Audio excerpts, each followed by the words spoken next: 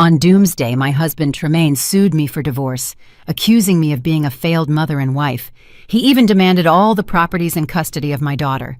However, inside the courtroom, I heard a shocking sentence. It was the voice of my 7-year-old daughter, Zariah, asking the judge, "Your Honor, can I show you something my mommy doesn't know?" The judge nodded his head. My daughter stepped forward, raised her tablet, and pressed the play button. When the video started, everyone in the room froze in stunned silence. Before the story begins, please leave us a comment telling us which state or city you are watching from.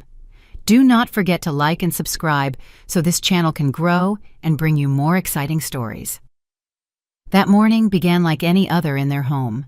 Nyala, dressed in simple clothes, had been toiling in the kitchen since dawn. The faint aroma of a hot breakfast mixed with the scent of detergent from the washing machine spinning in the laundry nook. Nyala moved quickly but silently, making almost no noise. Over the years, she had learned to move like a shadow in her own home, an effort not to disturb the peace of her husband, Tremaine. At 6 in the morning, Tremaine came down from the second floor. He looked immaculate. As soon as he appeared in his freshly pressed shirt, Nyala immediately placed a mug of hot, black coffee and a steaming breakfast plate on the table. Tremaine sat down and took the mug without even looking at her. "The coffee is a little bitter today," Tremaine said dryly, his eyes fixed on his cell phone screen. "I'm sorry, honey. I thought I measured it right this time," Nyala replied in a low voice. Tremaine did not respond. He simply pushed the breakfast away from his plate and ate a few spoonfuls in silence.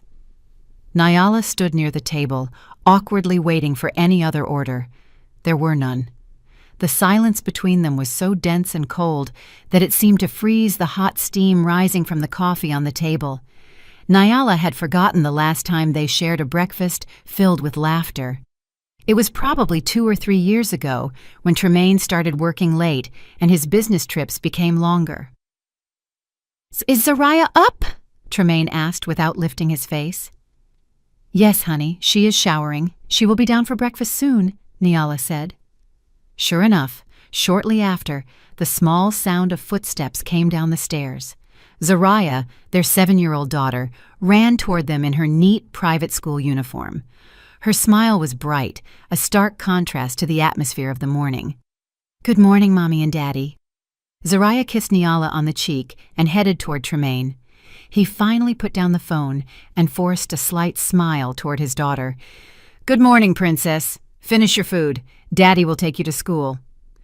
"Wow, I'm going with Daddy," Zariah exclaimed with joy. Nyala exhaled a sigh of relief. At least in front of Zariah, Tremaine made an effort to act with warmth. This brief breakfast hour was the only family time they had. As soon as Zariah finished eating, Tremaine stood up immediately, grabbed his briefcase, kissed Zariah on the forehead, and headed to the front door. As always, he walked past Nyala as if she were not there. Not a goodbye, not a kiss, not even a glance.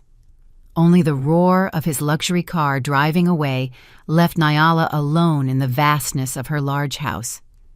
Nyala spent the rest of the morning with her routine, clearing the table, washing the dishes, doing the laundry, and tidying the rooms. She did it all with efficiency. She always strove to keep the house perfect. She thought that if the house was clean enough, if the food was delicious enough, if she was quiet enough, maybe the old Tremaine would return. But the old Tremaine seemed to have left a long time ago. At noon, Nyala went to pick Zariah up from school. This was her favorite time of the day. She loved listening to Zariah chatter about her friends, her art class, or her lunchbox. "Mommy, today I got 5 gold stars from the teacher. I answered the question right," Zariah chirped happily, holding her mother's hand. "Wow, my daughter is so smart," Nyala congratulated sincerely, pinching her little nose. When they arrived home, while Nyala was helping Zariah take off her shoes, she heard the sound of a motorcycle pulling up in front of the main door. A uniformed courier shouted her name. "Nyala, a package for you!" Nyala frowned. She had not ordered anything. She walked to the front door and received a large, thick brown envelope. There was no sender name, only the logo of a law firm in the upper right corner. Nyala's heart began to beat uncomfortably. "Who is it, Mommy?" asked Zoraya, who had followed her. "I don't know, Princess. It's probably just junk mail. Go change and then we'll have lunch," Nyala said, trying to keep her voice steady. After Zoraya ran to her room, Nyala sat on the sofa in the living room. Her hands trembled slightly as she ripped open the envelope. Inside was a thick stack of papers. The first sentence on the top page made Nyala gasp for air. Petition for dissolution of marriage. Nyala's world seemed to stop. Her ears were ringing. She reread the words, hoping her eyes had deceived her. Plaintiff, Tremaine. Defendant, Nyala. Reason for the suit. The wife has totally failed in the fulfillment of her marital duties. Nyala felt nauseous. Failed. She had dedicated her entire life to this house. She had given up her career at Tremaine's request. She had taken care of Zoraya. She made sure Tremaine's shirts were spotless every morning. What did he mean by failed? She continued reading the following chapters. Her eyes went out of focus at the demands Tremaine was presenting. The demands were cruel. Tremaine was not only asking for a divorce, but he was also requesting full custody of Zoraya, alleging that Nyala was emotionally unstable and incapable of raising the child properly. And most devastating of all, he demanded the totality of the marital assets, including the house they lived in, with the argument that Nyala had not contributed financially and that all assets were solely the result of Tremaine's efforts. Nyala collapsed weakly onto the cold hardwood floor, the papers scattered around her, so that was why Tremaine had been so cold for months. This had been a plan hatched in secret behind her back. The front door opened. Tremaine had returned from work unusually early. He stood in the doorway looking at Nyala slumped on the floor and then at the scattered papers. His expression was cold and without a shred of guilt. "Honey, what does this mean?" Nyala's voice trembled, and tears began to well up. Tremaine took off his shoes in silence. He walked over, loosening his tie. He did not deny it or explain. He simply said coldly, "It is exactly what you read. I don't want to live with you anymore, Nyala. You have failed. You have failed as a wife and as a mother." "Failed?" Nyala moaned in disbelief. "I have taken care of this house and raised Zoraya." "Taken care of the house?" Tremaine scoffed with disdain. "The only thing you have done is spend my money. Zoraya needs a better mother, a competent one, not someone who only knows how to cry and complain like you. But all the property, this house, and Zoraya, honey, you can't take them from me." Nyala began to scream hysterically. Tremaine crouched down and looked at her with a sharp look filled with hatred that Nyala had never seen before. "I can and I will. My lawyer has all the evidence gathered. You won't get anything, Nyala. You will leave this house without a single dollar." Tremaine stood up and smoothed his suit. He looked toward the stairs, making sure Zoraya couldn't hear. "And get ready." Tremaine grinned a chilling smile that froze Nyala's blood. "My lawyer says that even your own daughter will testify in court about how incompetent you are as a mother." Nyala froze in terror, and her heart shattered into pieces. Tremaine not only wanted to divorce her, but he wanted to destroy her completely. Nyala did not sleep that night. After the cruel confrontation, Tremaine had retired to the guest room and locked the door, as if Nyala were a threat. Nyala spent the night in her daughter's room, sitting in the chair by the bed, watching Zoraya's peaceful face as she slept. Her tears did not stop falling. How could Tremaine say that Zoraya would testify against her? Zoraya was everything to her. What would they have told her little girl? That thought tormented her more than any other accusation. The next morning, Tremaine acted as if nothing had happened. He woke Zoraya up, prepared her uniform, and took her to school. He did not speak a word to Nyala. When Zoraya asked why her mother had puffy eyes, Tremaine answered with indifference. "Mommy isn't feeling very well, Princess." After they left, true terror took hold of Nyala. She had to fight. She couldn't give up on Zoraya so easily. She grabbed her phone and looked for the names of renowned divorce lawyers in the city. But the harsh reality hit her soon. Lawyers needed money, a retainer, a consultation fee. Niala realized she had no money.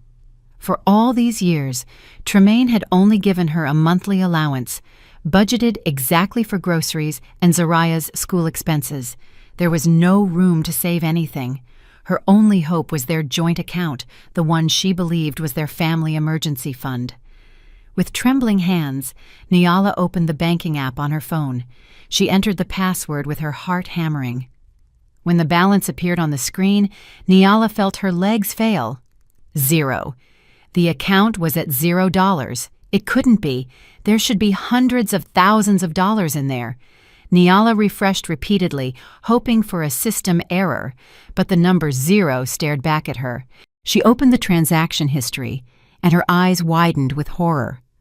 Over the last 6 months, Tremaine had been systematically withdrawing large amounts of money, transferring them to another account Niala didn't know. The last withdrawal had been made just 3 days ago, emptying the rest of the account. Tremaine had planned this. He wasn't just leaving. He had deliberately crippled her financially so she couldn't fight back. Niala cried in despair. How was she going to hire a lawyer without a single dollar? She remembered her wedding jewelry. She ran to her room and opened her jewelry box. It was empty. Only a few imitation trinkets remained. Tremaine had taken even her heirlooms.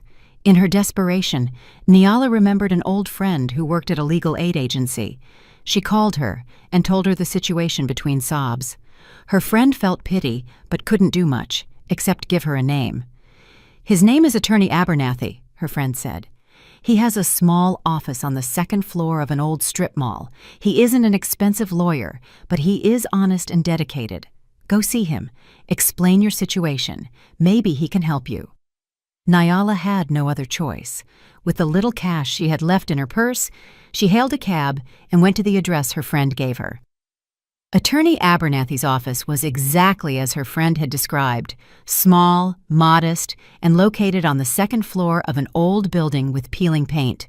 Attorney Abernathy was a middle-aged black man with thick glasses and a calm demeanor. He listened patiently to Niala's story without interrupting, only nodding occasionally and taking notes. When Niala finished, Attorney Abernathy exhaled a long sigh. "Niala, this is going to be an uphill battle," he said in a low voice.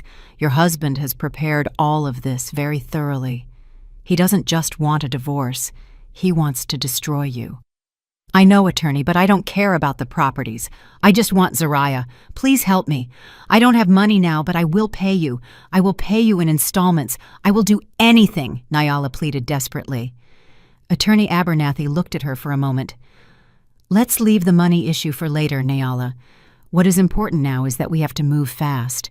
This lawsuit has already been filed. We have to prepare a response immediately." Attorney Abernathy asked Niala to wait. He left the room and returned a few minutes later with a folder full of photocopies.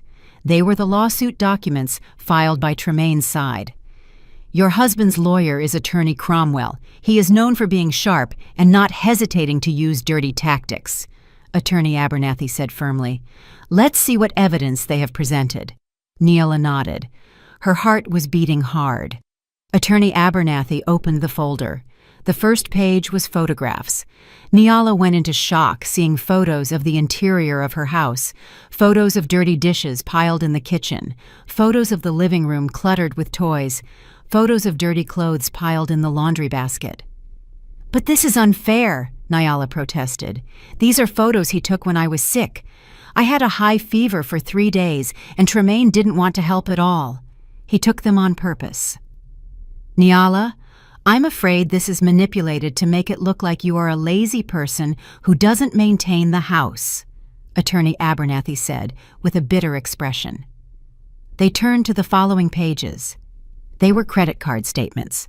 Niala saw a list of charges for luxury handbags, jewelry, and dinners at expensive restaurants she had never bought. "That's not me. I didn't buy these things." "Was it an additional card in your name?" asked Attorney Abernathy. "Yes, an additional one. Tremaine managed it.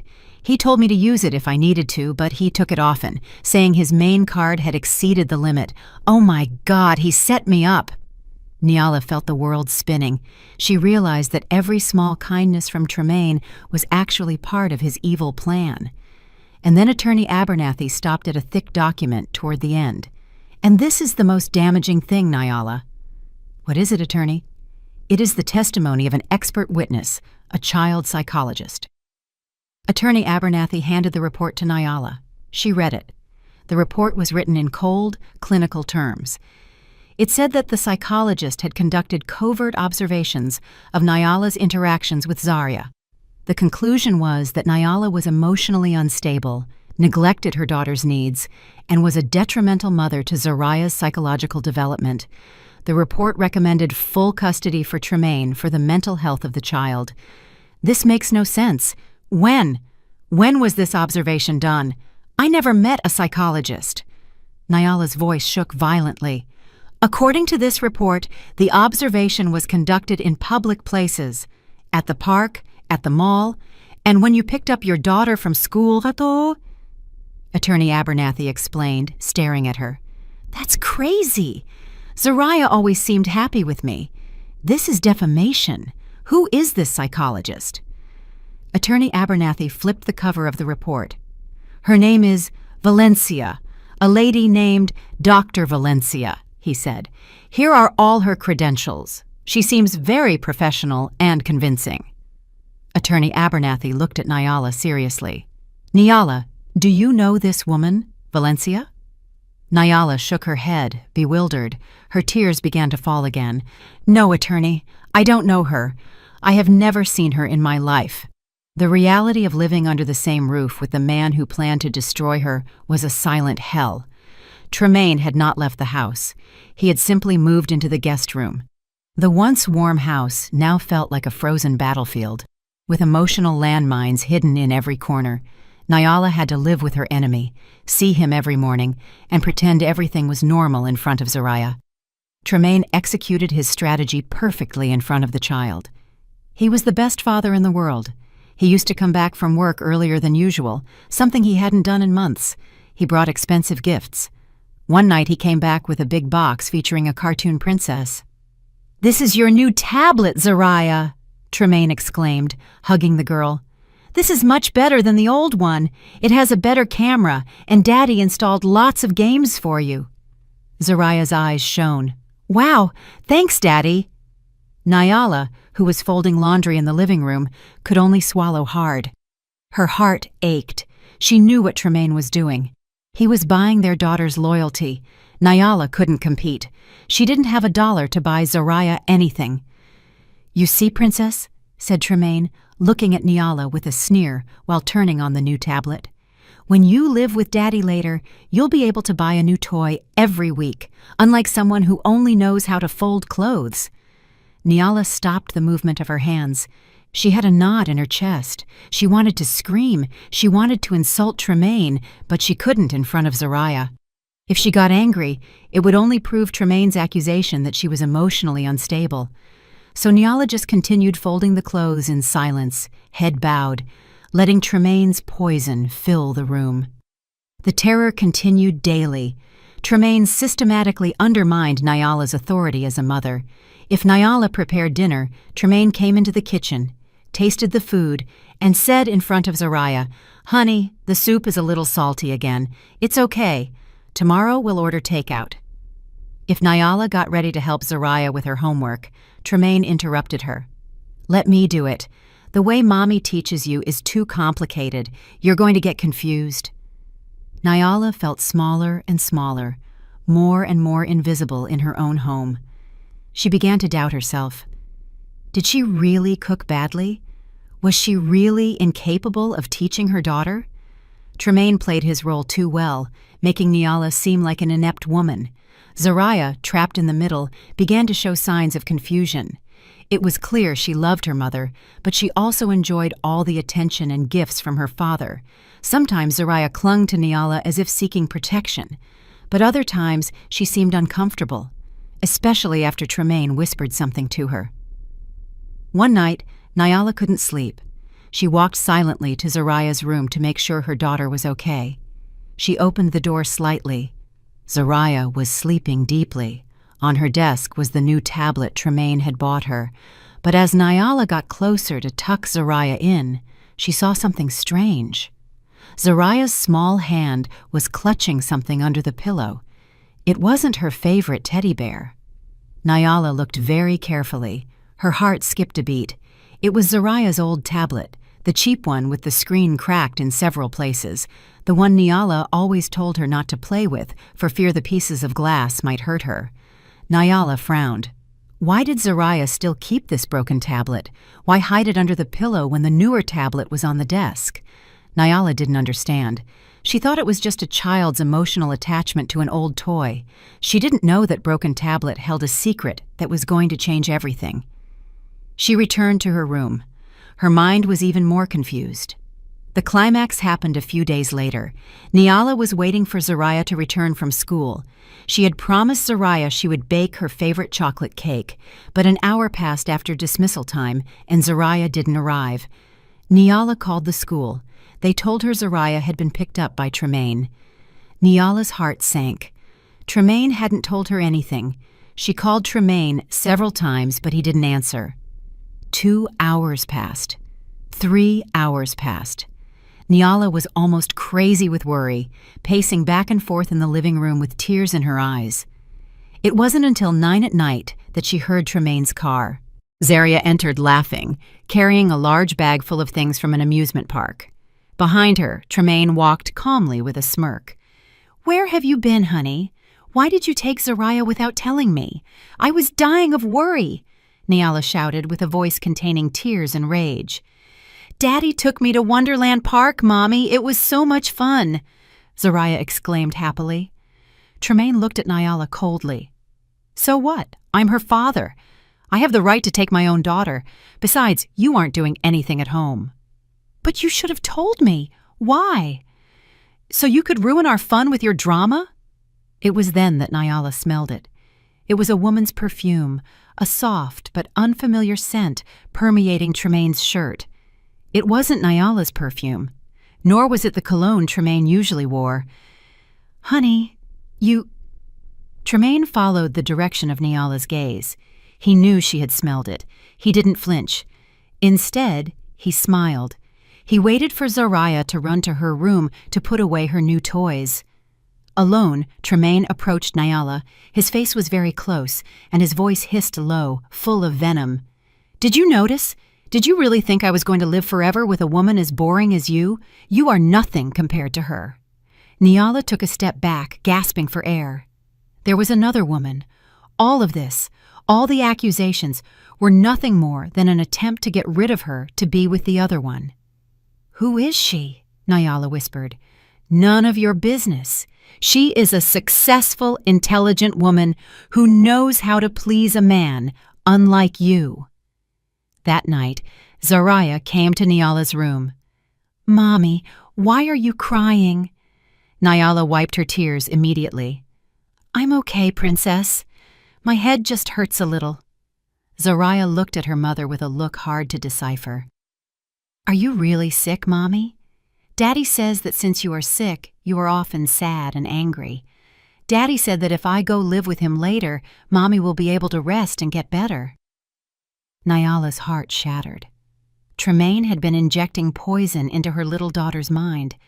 He had manipulated Zariah into believing it was an act of kindness to leave her side because her mother was sick. Nyala hugged Zariah tight. "Zariah, listen to me. I am not sick. I just love you so much. I promise I won't get angry anymore." But the damage was already done. Nyala saw hesitation in her daughter's eyes. Tremaine, who was listening to the conversation from the doorway, only sneered in the darkness.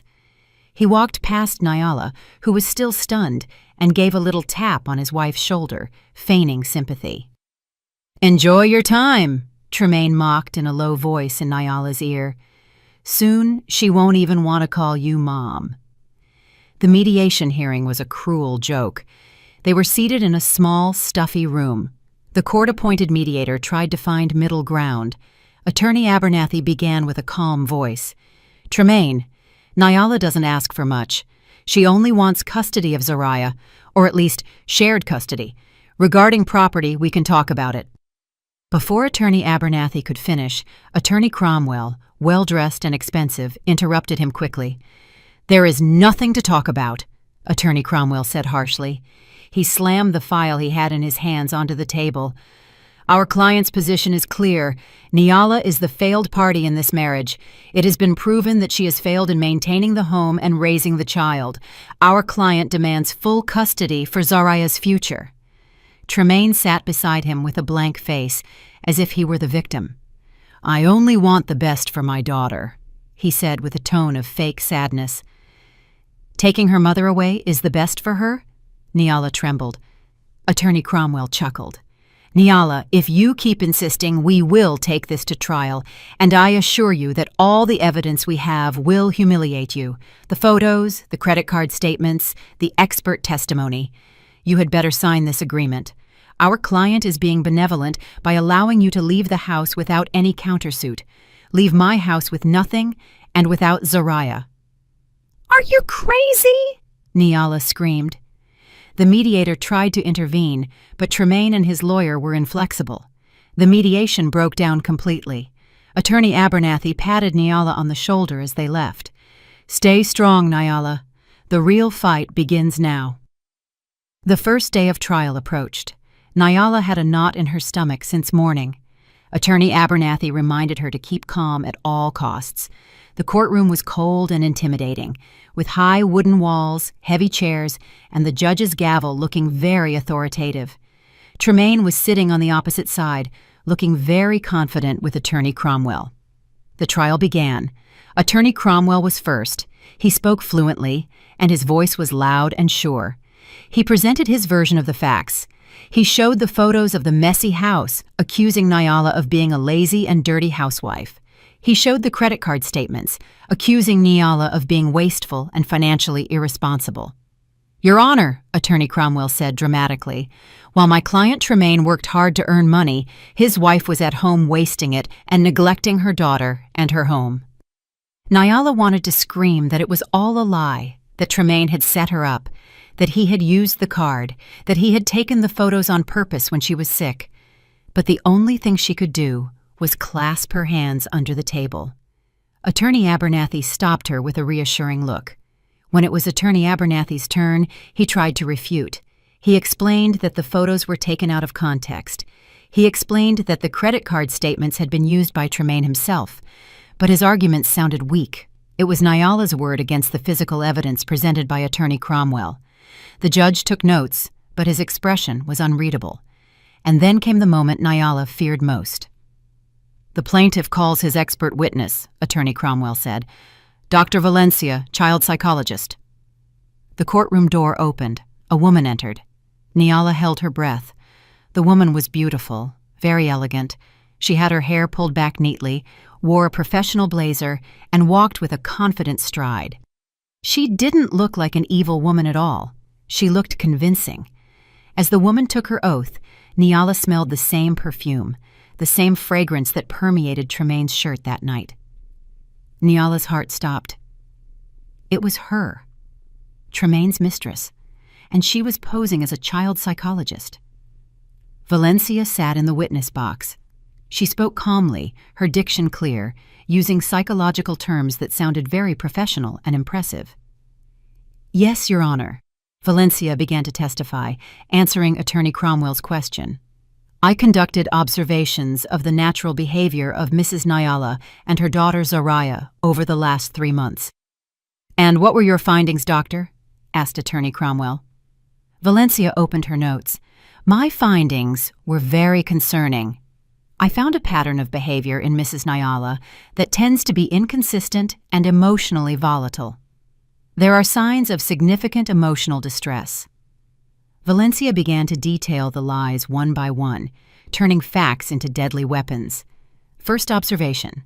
At a shopping mall, Mrs. Nyala pulled Zariah forcefully, speaking to her loudly, which made Zariah cry in fear in front of people.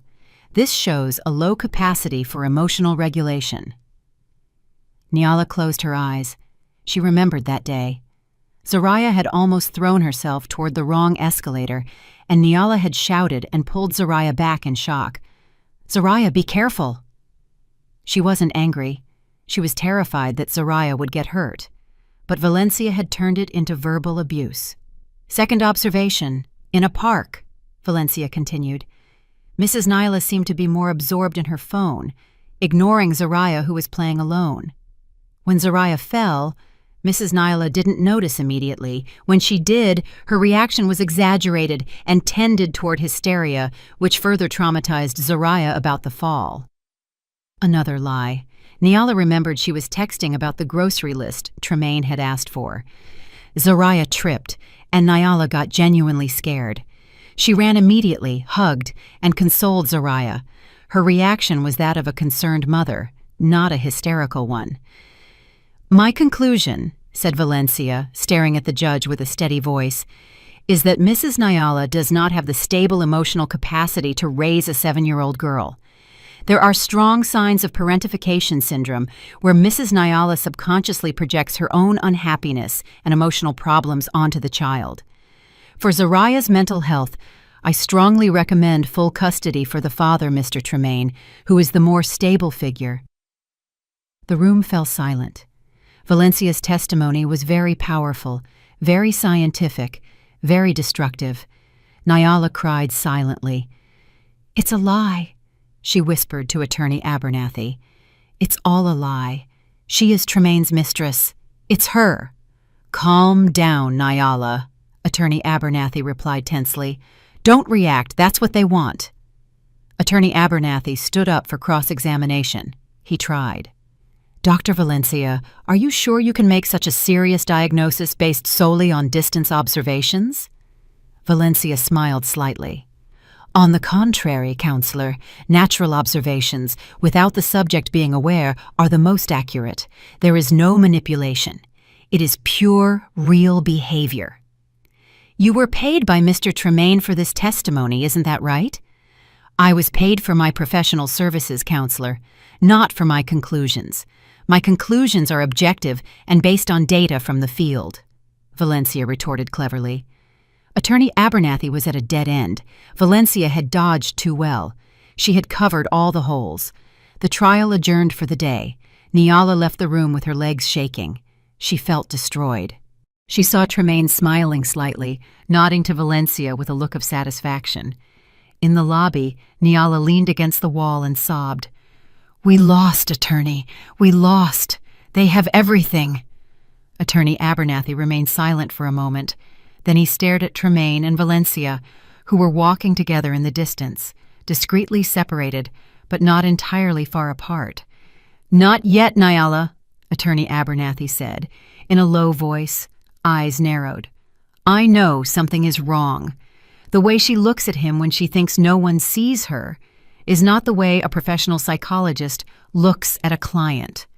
Attorney Abernathy turned to Nyala. "We have to find out who she really is." A few days before the next hearing, Attorney Abernathy called Nyala to his office. His face looked tired. The stack of papers on the desk looked thicker than before. "Nyala, I tried to trace the woman's background." Attorney Abernathy was blunt. "The result is different from what we expected." Nyala's heart raced. "What do you mean, attorney?" "Her credentials are clean, too clean," sighed Attorney Abernathy, rubbing the bridge of his nose. "She is registered with the Psychological Association. She has a registered practice clinic. All the documentation is perfect. Either she is a real psychologist that Tremaine hired to lie for money, or Tremaine forged this entire identity very cleanly. The truth is, we cannot attack her by accusing her of being a fake psychologist. The court would dismiss our claim immediately." The brief hope Nyala had held vanished instantly. "So we can't prove she's lying?" "No, we simply can't prove she isn't a psychologist. The only way is to refute her testimony, and that means you have to testify, Nyala." Attorney Abernathy looked at Nyala seriously. "You have to tell your whole side of the story, about the photos, about the credit cards, about Tremaine's behavior, and most importantly, you must not get emotionally upset." Attorney Cromwell will definitely try to provoke you. He will want you to look hysterical in front of the judge, exactly as Valencia described you. Nyala nodded silently. I will do it, attorney. I will try. The day arrived. It was Nyala's turn to sit on the witness stand. After being sworn in, Attorney Abernathy began with gentle questions, guiding Nyala to tell of her life as a housewife. Nyala explained in a voice attempting to remain as calm as possible. She spoke of how she left her job to focus on caring for Zaraya, explained her routine from dawn until late at night. About the photos of the messy house, Nyala, can you explain the context? Asked Attorney Abernathy. Yes, attorney. Those photos were taken by Tremaine about 2 months ago. I was severely ill with a high fever for 3 days. At that time, I could barely get out of bed. I asked Tremaine to take care of the household, but he said he was too busy with work, so the house got very messy. I didn't have the energy to clean, Nyala explained. And about the credit card statements? It was an additional card in my name, but Tremaine had it more frequently. He said his main card often reached the limit with business matters. I believed him. I never bought those luxury bags, nor that jewelry. I didn't know about those charges until I saw them in the lawsuit documents. Nyala said everything with honesty. She saw some in the gallery begin to whisper. Some looked at her with sympathy, but the judge remained silent. His face was unreadable. Then came Attorney Cromwell's turn.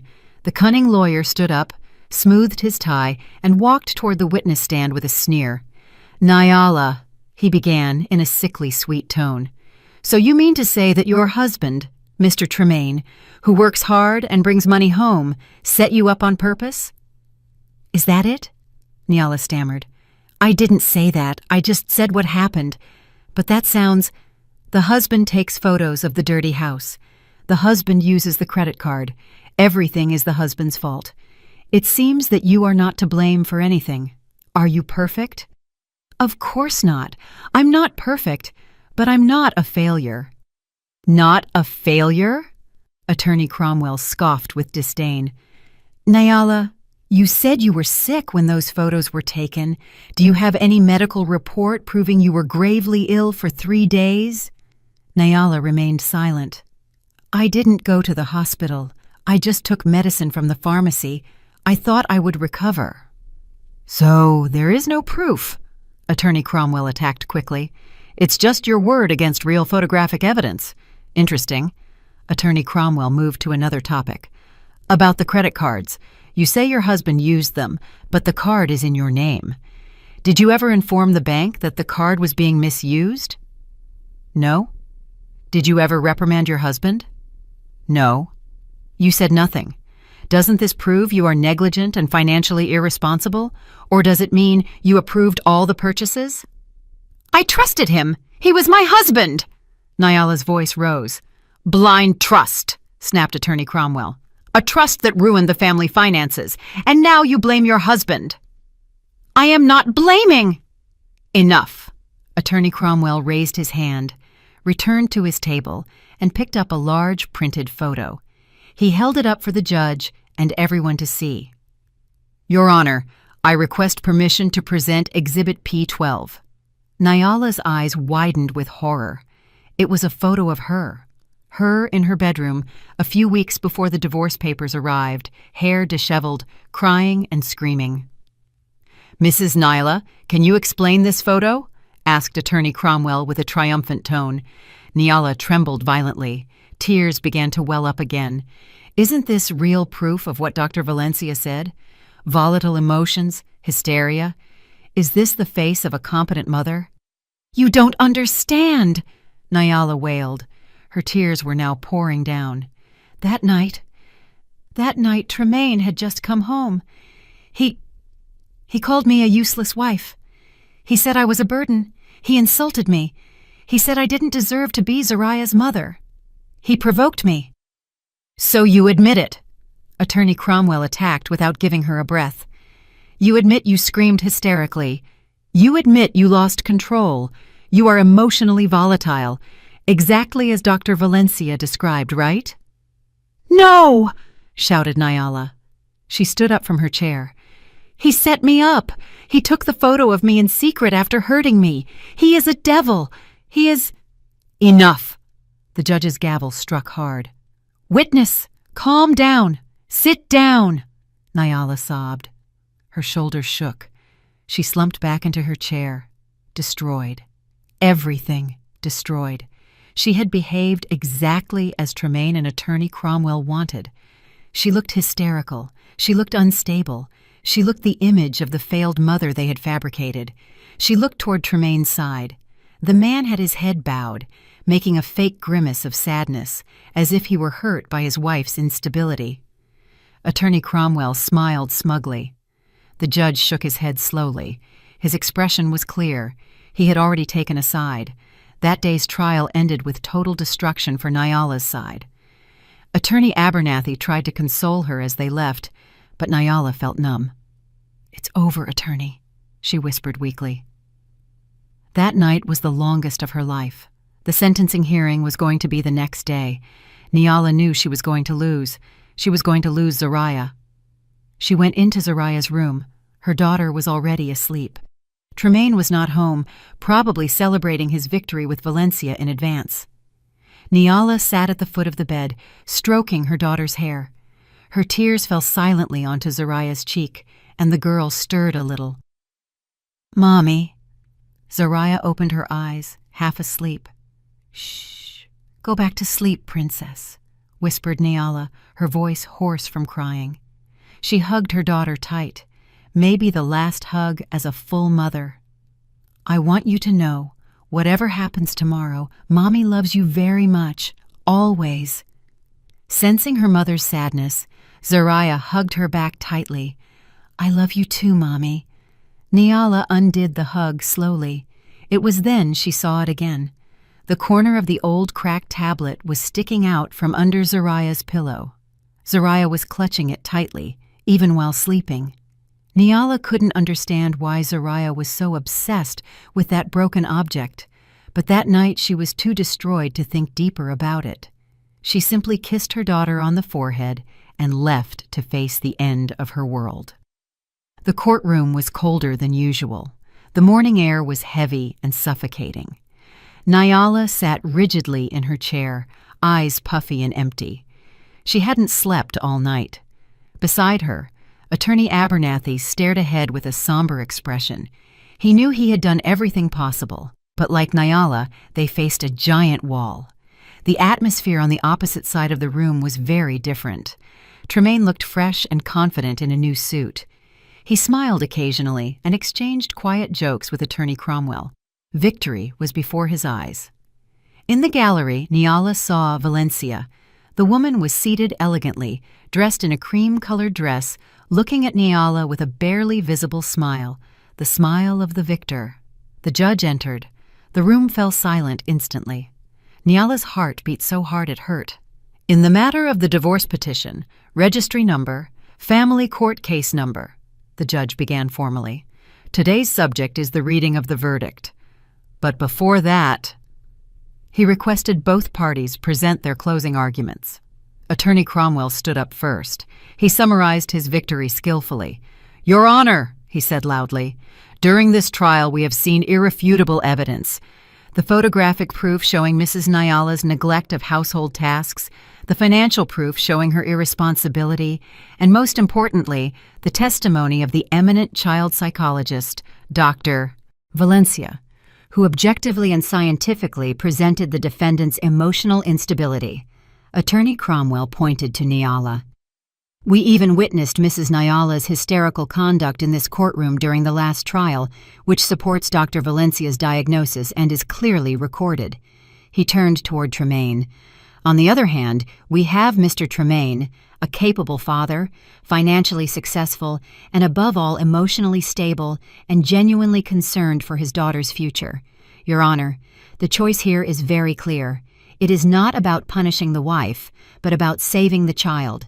For Zariah's best interest, I beg you to grant full custody to our client, Mr. Tremaine, and approve his request for division of assets." Attorney Cromwell sat down with a smug smile. Now it was Attorney Abernathy's turn. He stood up slowly, looked around the room without looking at the judge. "Your Honor," began Attorney Abernathy with a soft but firm voice, "what we have witnessed here is not proof. It is character assassination, a very well-planned defamation. Photos can lie. One can take a photo of the best chef's kitchen in the world at the wrong moment and make it look dirty. Statements can be manipulated, especially when one party has total financial control and the trust of the other. And the expert testimony, the testimony of an expert who only observed from a distance and drew radical conclusions from a few fragments of incidents out of context, is stronger than the deep maternal love a mother has accumulated over 7 years. Attorney Abernathy looked directly at Tremaine. "Your Honor, we are not saving a girl. We are witnessing a greedy husband try to get rid of his wife, steal her assets, and cruelly take away the only thing that is most precious to her, her daughter. Nyala is a good mother." His voice trembled slightly with emotion. "She is not perfect. No mother is. But she has dedicated her life to Zariah. Do not allow this well-woven defamation to destroy that bond. I beg you to judge with conscience." Attorney Abernathy sat down. The room was silent. His argument had been excellent, emotional, but Nyala knew it wasn't enough. Attorney Abernathy's argument was based on belief. Attorney Cromwell's argument was based on physical evidence and expert testimony. In the eyes of the law, the winner was already obvious. The judge cleared his throat, put on his glasses, and opened the thick file in front of him. This was the moment. Having reviewed all documents from both parties, heard all testimonies, and considered all evidence presented, the judge began with an expressionless tone. Her heart shrank. "The court notes that the plaintiff, Mr. Tremaine, has been successful in presenting significant evidence." The judge continued. Nyala lowered her head and closed her eyes. "First, the visual evidence. That is, the photographs demonstrated the negligence of the defendant, Mrs. Nyala, in household management. Second, the financial evidence demonstrated a considerable spending imbalance on the credit card in the defendant's name." Every sentence was a knife cut. "And most damaging," said the judge, his voice sounding definitive, "is the testimony of the expert witness, Dr. Valencia, regarding Mrs. Nyala's emotional state. This testimony was unfortunately reinforced by the defendant's own conduct in the last trial, providing the court with a very troubling image of the psychological environment for the child's growth." Nyala began to cry silently. It was over. Tremaine looked at Nyala, and a slight, cruel smile of victory appeared at the corner of his mouth. Valencia behind him sat up straighter in her seat, ready to applaud. With all considerations mentioned above, and especially for the best interest and mental health of the minor Zariah, the judge raised his gavel, and Nyala closed her eyes, ready to hear the sentence that would destroy her life. "The court rules! Stop!" The voice was small, but it cut through the silence of the courtroom. It was sharp and clear. Everyone turned their heads in unison toward the source of the voice. In the slightly open door at the back of the room stood Zariah. She was alone, still in her school uniform. Obviously, she had snuck in. Tremaine's face went from arrogance to shock and pallor. "Zariah, what are you doing here? Get out of here!" he shouted in panic. "Guard! Zariah!" "Sit down, Princess," Tremaine tried again with a tense voice, but Zariah didn't move. She walked into the courtroom. The sound of her small steps echoed on the marble floor. She didn't look at her mother, who was astonished with her mouth open. She didn't look at her father, who was furious. She looked directly at the judge. The room, which had been silent awaiting the sentence, was now frozen. The gavel, which was about to fall, stopped in midair. The judge's eyes widened, looking at the little girl in the doorway. Nyala turned around, feeling her heart fall out of her chest. "Zariah?" she whispered in disbelief. What was her daughter doing here? Who had brought her? Tremaine's reaction was the fastest. His face, a moment before full of arrogance and triumph, was now pale and bloodless. There was pure terror in his eyes. "Zariah!" he yelled. His voice rose without the disguise of calm. "What are you doing here? Get out of here. This isn't a playground. Guard, how can a child enter?" Zariah shrank at her father's scream. but she didn't back down. Instead, she walked deeper into the room. "Zariah, Daddy said turn around and sit down," Tremaine shouted again, now half standing. His lawyer, Attorney Cromwell, was also bewildered. He stood up and shouted at the judge, "Your Honor, this is a procedural outrage. This trial is confidential. A minor should not be here and should not interrupt the proceeding. Order your staff to remove the child." Nyala was still frozen. She was confused. A part of her mind was shattering over the fact that Zariah was in this horrible place. The other part trembled with fear. What was Zariah going to say? Had Tremaine succeeded in poisoning her completely? Would Zariah tell the judge she preferred her father? The thought made Nyala nauseous. "Your Honor, out of consideration." Attorney Abernathy's voice rang out suddenly, stopping Attorney Cromwell. "This child has come with an obvious purpose. This is about her future. We cannot ignore her." The judge raised his hand. His face was grave. "Silence, everyone!" his voice echoed. He stared at Tremaine and Attorney Cromwell, silencing their protests. Then, his gaze turned to Zariah. His expression softened. Zariah approached slowly, her small steps echoing loudly on the silent marble. She stopped in the center, between the tables of the two lawyers. She looked directly at the judge sitting on his high throne. "Your Honor," Zariah said with a trembling voice, but clear to the whole room, "I'm sorry to interrupt." "It's okay, Princess," said the judge with a more paternal tone. "Why are you here? Who brought you?" "I came alone. My auntie brought me, but I snuck in. I heard my daddy say my mommy is bad." Tremaine's eyes went wide. "Zariah, watch your words." "Silence, Mr. Tremaine," shouted the judge. "Let the child speak." Nyala covered her mouth. Tears began to flow. Zariah swallowed as if gathering courage. She looked at the judge again. Her pure, clear eyes showed sincerity. "Daddy said my mommy is bad. Daddy said my mommy gets very angry. Daddy said my mommy can't take care of me," she continued, her voice shaking slightly. Nyala closed her eyes. This was the end. Zariah was going to repeat all of Tremaine's lies, but a sentence made Nyala open her eyes. "But can I show you something?" Zariah looked at the judge with pleading eyes. "Something my mommy doesn't know." That phrase hung in the air. "Something my mommy doesn't know." Nyala frowned. What did she mean? Attorney Cromwell jumped up again. "Your Honor, this is absurd. A recording from a child cannot be used as evidence. This is an invasion of privacy recorded without permission." "That recording proves the lies of your expert witness, Attorney Cromwell," retorted Attorney Abernathy sharply. "This is very intriguing. Enough arguing." The judge banged his gavel. His eyes, previously paternal, now shone intensely. He sensed there was a big lie. "Clerk, help this child. Connect that device to the court monitors right now." "No!" Tremaine screamed desperately. He gripped the edge of the table with white knuckles. "I object, Your Honor. This is a setup." "Your objection is noted, Mr. Tremaine. Now sit down," ordered the judge. A clerk approached Zariah quickly and carefully took the cracked tablet. He looked for a cable, and moments later the large monitor screens on the courtroom wall went black and then showed Zariah's tablet home screen. Tremaine covered his face. Valencia behind him seemed to shake violently. Zariah, now standing next to the clerk, looked at the screen.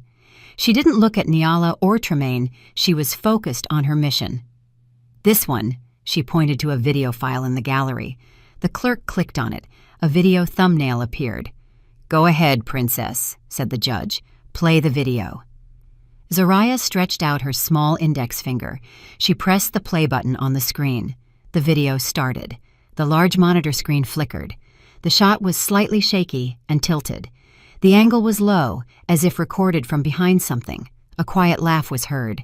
"It's our living room," whispered Nyala, recognizing the sofa and the large plant pot in the corner of the room.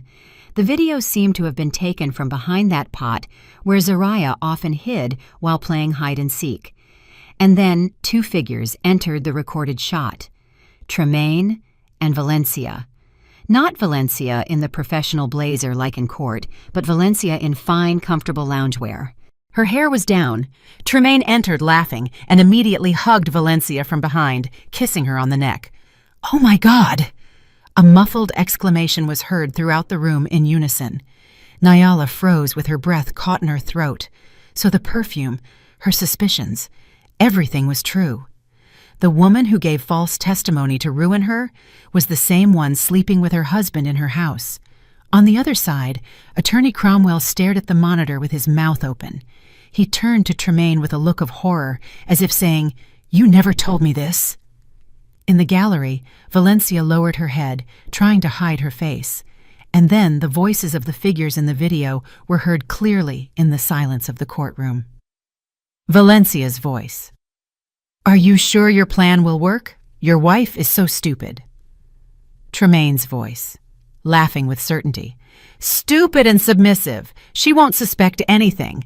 All the money has already been transferred to your account, baby." "Are you sure?" Nyala felt her legs fail. Her money, her joint account, had been transferred to Valencia's account. "Oh, God," Attorney Abernathy murmured beside her, his eyes fixed on the screen. The video continued. Tremaine sat on the sofa and pulled Valencia onto his lap. Tremaine's voice. "Once the verdict comes out tomorrow, I will officially get custody of Zariah. We will sell this house from hell immediately and move to Switzerland, far away from her." Valencia's voice, coquettish.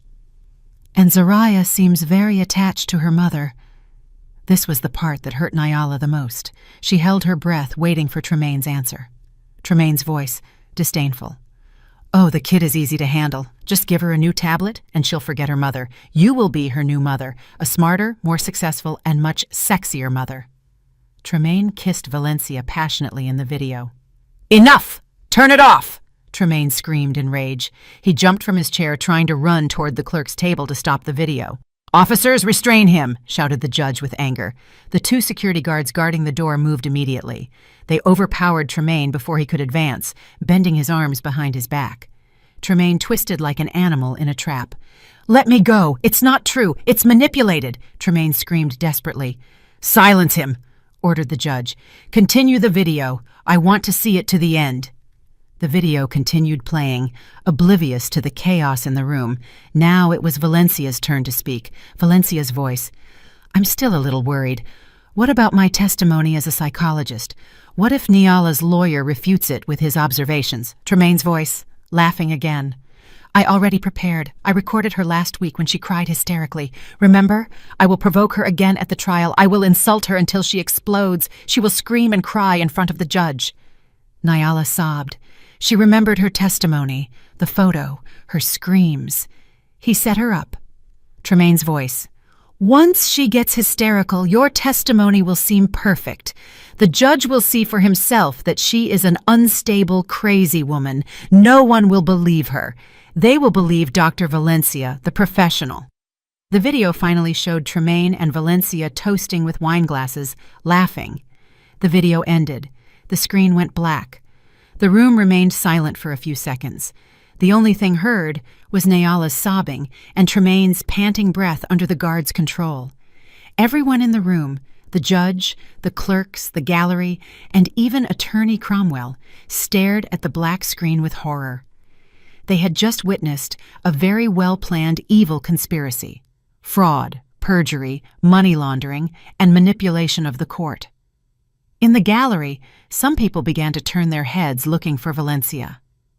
"There she is! It's the woman!" someone shouted. Valencia realized she was completely exposed. In panic, she jumped from her seat and ran toward the back exit. Zariah, the little heroine who had been watching the video that just played, turned her head. She didn't look at Tremaine, who was subdued. She looked at her mother. Her pure eyes met Nyala's, which were filled with tears. The judge, face red with rage, raised his gavel high. He didn't drop it in silence. He banged it hard on the desk. "Silence, everyone! The court resumes. Officers, close all exits. No one leaves. Arrest that woman, Dr. Valencia." Immediately, the room fell into controlled chaos. The bang of the furious judge's gavel was both an order and a release of the tension that had frozen everyone. The two security guards who had just subdued Tremaine now dragged him to a chair. Tremaine wasn't screaming anymore. He was simply gasping. His eyes were frantic, and his expensive suit was soaked in sweat. He knew it was over. At the back door, another commotion occurred. Valencia, in panic, couldn't open the large door the judge had just ordered closed. She pulled the handle and pushed in vain. A female officer intercepted her quickly. Valencia collapsed on the floor. Her professional mask had completely fallen. She was no longer the calm and convincing psychologist. She was just a scared woman crying hysterically. Exactly the image she had used in the photos to frame Nayala. Karma had arrived too fast and with cruelty. "Bring her here," ordered the judge with a cold and unforgiving voice. The officers dragged the sobbing Valencia to the front and sat her in the witness stand, which now felt like the defendant's bench. Across the room, Tremaine's lawyer, Attorney Cromwell, looked like a melting wax doll. His face was pale, and his tie was crooked. He no longer looked at the judge. He looked at the stack of papers piled in front of him without an answer. His career and reputation had been destroyed in an instant by a video from a child's broken tablet. He knew he was implicated. He might not have known about the affair, but he knew about the manipulated photo evidence and the testimony prepared to frame Nayala. Nayala herself was still sitting. She watched the scene before her eyes like it was a movie. Her sobs had calmed down, replaced by a frozen shock. Beside her, Attorney Abernathy gave her a gentle pat on the back, but his eyes stared fixedly at the judge, ready for the final blow. Zariah stood silently next to the clerk. She was the center of calm in the storm. She only watched her mother as if making sure she was okay. The judge took a deep breath and smoothed his robe. He looked at Tremaine, at Valencia, and then at Attorney Cromwell. "Mr. Tremaine," began the judge with a quiet but terrifying voice, "that video is the property of your daughter and was recorded in your own home. Do you still want to insist that it is manipulated?" Tremaine raised his head, his face empty. She set me up," he muttered. It was a last, pathetic attempt. "That woman, Valencia, planned everything. She seduced me." Hearing this, Valencia screamed immediately. "Liar! You told me to do it. You told me you would marry me. You told me you would transfer all the money to my account. I did all this for you." "Silence!" The judge banged his gavel again. "Both are the same. Your confessions have already been recorded in the court record." The judge turned to Valencia. "Ms. Valencia, you sat on this stand under oath and gave false testimony. You used your professional credentials to destroy a mother's life and aid in a crime. You not only violated your code of ethics, but you committed perjury before this court." The judge looked at Attorney Cromwell.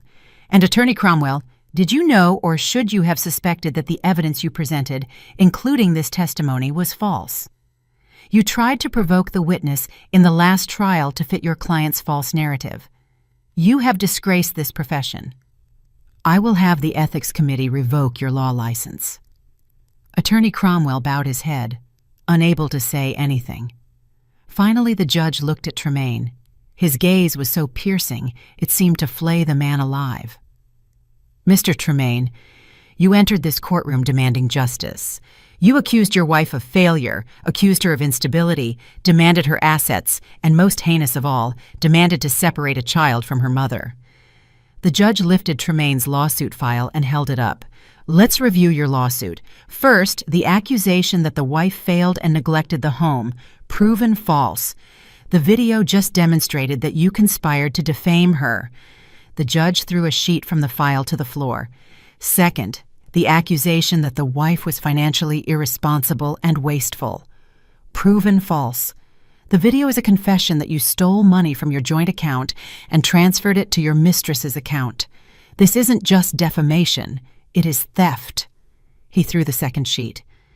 "Third, the accusation that the wife was emotionally unstable, backed by false expert testimony. proven as a blatant scheme. The video proves you conspired to provoke your wife, record her in secret, and use it to deceive this court. He threw the third sheet.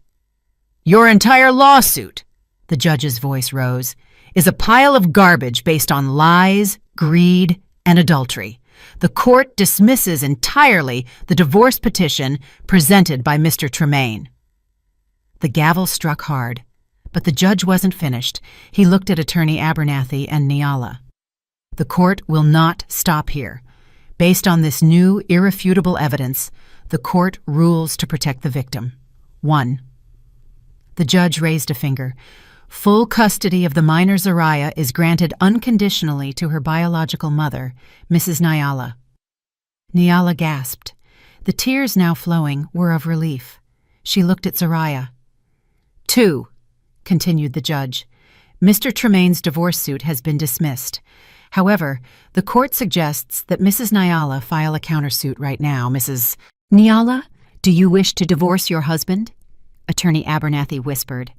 Nyala, with a trembling but firm voice, looked directly at Tremaine, who was now defeated with his head bowed. Yes, Your Honor, I demand a divorce right now. Good, exclaimed the judge. The court grants the divorce to Mrs. Nyala on the grounds of adultery and fraud by the husband. Full custody to Mrs. Nyala. 3. The judge stood up now. All assets in the name of Mr. Tremaine and Ms. Valencia will be frozen immediately. The court orders a full investigation to trace all funds stolen from Mrs. Nyala. The house currently occupied is declared total property of Mrs. Nyala and Zariah. And 4. The judge's voice now resonated throughout the room. Based on the video evidence and the confessions in this room, I order the immediate arrest of Mr. Tremaine and Ms. Valencia for multiple criminal offenses, including conspiracy to commit fraud, perjury, domestic theft, and tampering with evidence in a court of law. Take them away. The security guards immediately handcuffed Tremaine. The man who had entered that morning with arrogance was now taken out with his head bowed. He walked past Nyala. He didn't dare look his wife in the eye. Valencia was also handcuffed. Her screams dried up, leaving only a puffy and messy face. She was dragged away. Her career and her freedom were gone. Nyala was still sitting, trembling.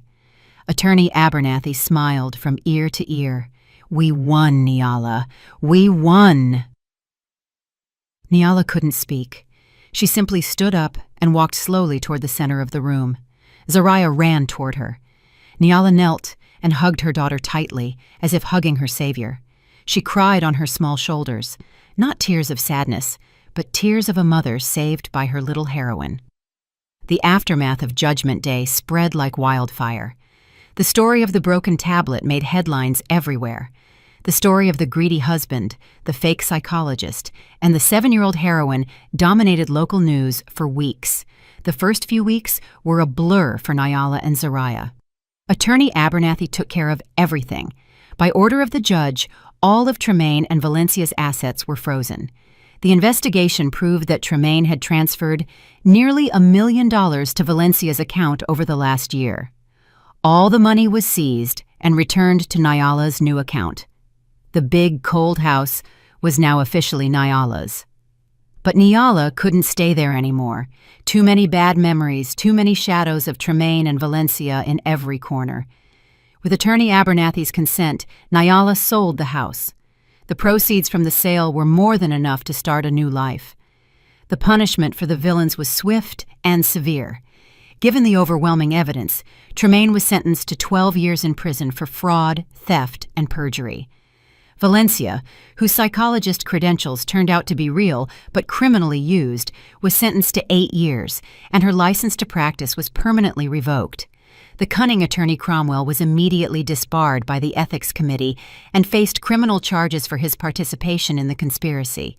Karma had been paid in full. 3 months after that Judgment Day, the laughter of children was heard in a small green park.